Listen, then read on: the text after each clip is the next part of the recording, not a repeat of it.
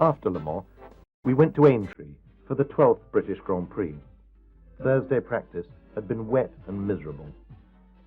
Moss was quickest, with the two Astons second and third. The rain continued into Friday morning, but by the afternoon the track began to dry.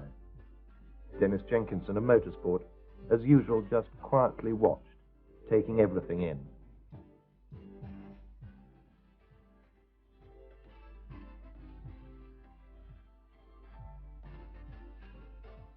The Astons were again to be driven by Carroll Shelby and Roy Salvadori. They had not entered the previous Grand Prix at Reims, where the Ferraris of Tony Brooks and Phil Hill had finished first and second.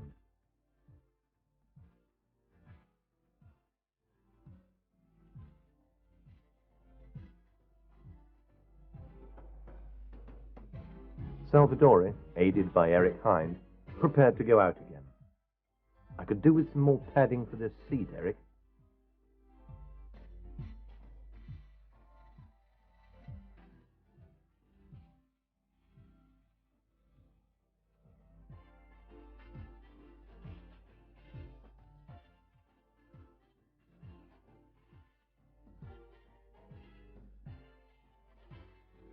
Stirling Moss was entered in the pale green British Racing Partnership, BRM.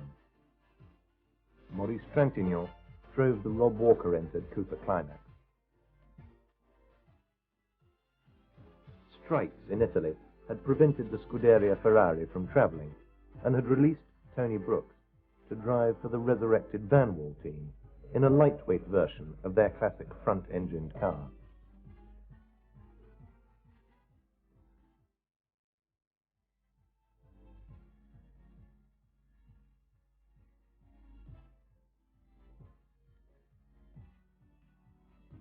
On Saturday morning, there was a driver's parade in BMC's groundbreaking Frog Eye Sprites.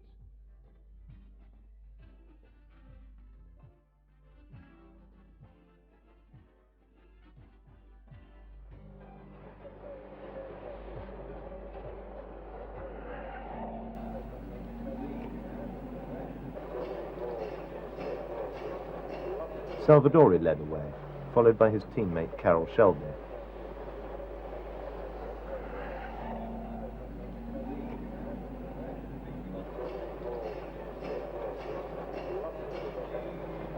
Stirling was hoping for better fortune at Éintri.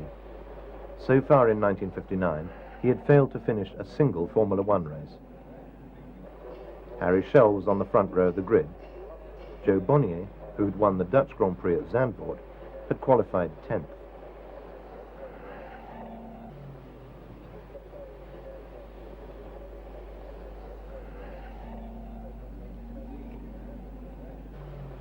Works BRMs were entered for Schell, Bonnier and Ron Flockhart.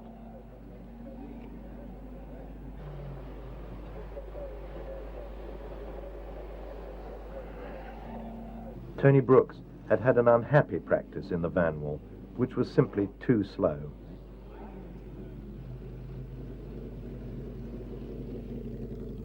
The Works Coopers were driven by Jack Bрэбэм, Maston Gregory and rising star Bruce McLaren.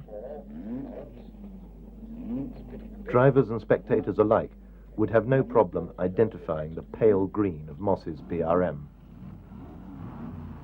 Aintri's slow corners suited the sweet-handling Astons, and they'd posted competitive times in practice. Salvadori was second, behind poleman Bрэбэм, and Shelby was in sixth. Reg Parnell briefed Shelby and Salvadori, whilst David Brown talked to Earl Howe.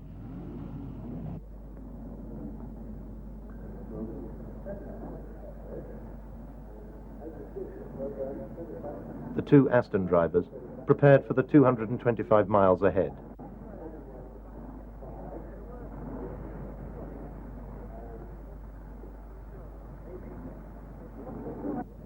Meanwhile, their team manager, Reg Parnell, was asking his old sparring partner, Lofty England, if there was any prospect of Jaguars returning to racing. Harry Schell had a quick word with David Brown. Moss and Joe Bonnier were both driving BRMs.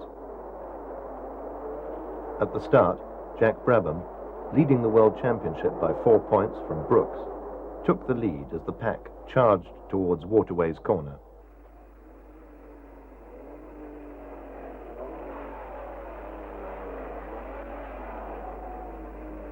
The opposite locking Bрэбэм immediately opened up a gap.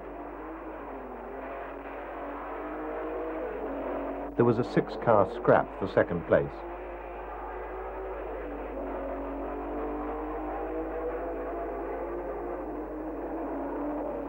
Salvadori came in, worried as he was getting sprayed with fuel, but this was just the overflow from the Aston's very full tanks, and he was sent on his way again. Shortly after, Shelby came in with the same complaint. The good qualifying positions of both Aston Martins had been squandered, and the cars were now well down. Tony Brooks retired the van well early, with ignition and brake trouble. At least for the next race, he would be back in a Ferrari. Salvadori tried to make up for lost time. Moss was about 15 seconds behind the leader, Bрэбэм.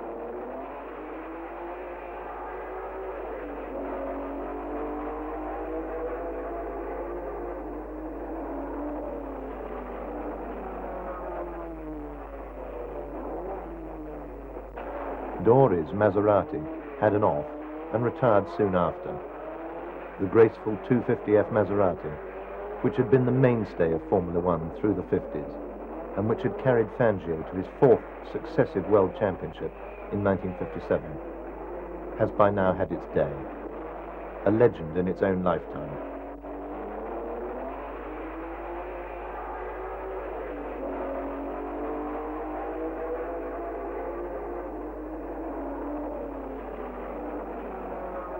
Salvadori climbed back to 6th place, but Shelby had a dud magneto, which meant his Aston's engine was firing with 6 plugs instead of 12, causing a major power loss. Joe Bonnier's BRM retired with a broken throttle linkage. David Brown checked his car's lap times. On lap 50, Moss, whilst running second, 10 seconds behind Bрэбэм, was forced to pit for a new left rear tyre.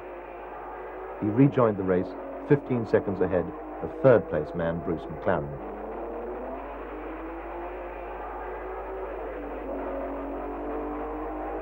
Shelby was now dropping further and further behind.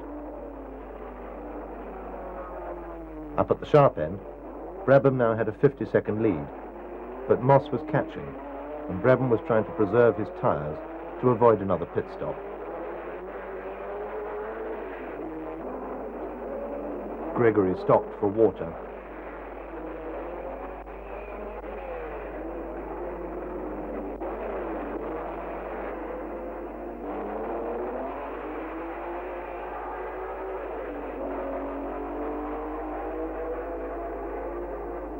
Shelby was now running behind one of the Lotus 16s.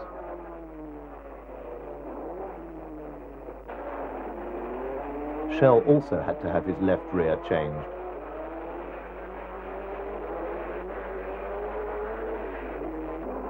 Moss had now pulled back 20 seconds over Bрэбэм.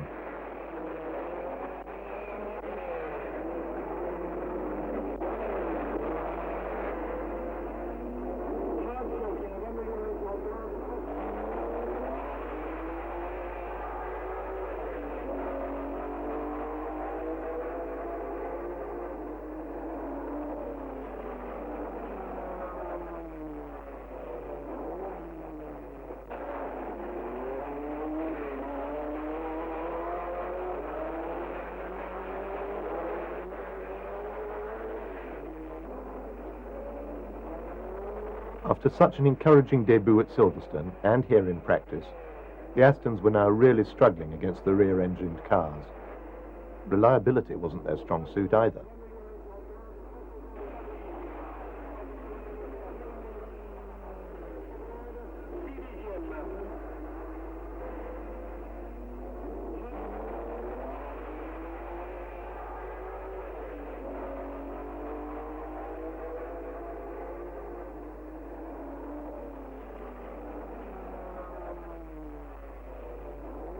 The Aston mechanics tried in vain, but Shelby was soon out of the race. Salvadori was pushing on in 6th place.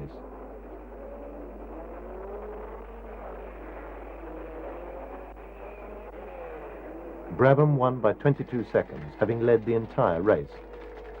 Sterling took 2nd, just 0.2 of a second ahead of McLaren. The BRM and the Cooper having had a terrific scrap after Sterling had been forced to pit again for fuel.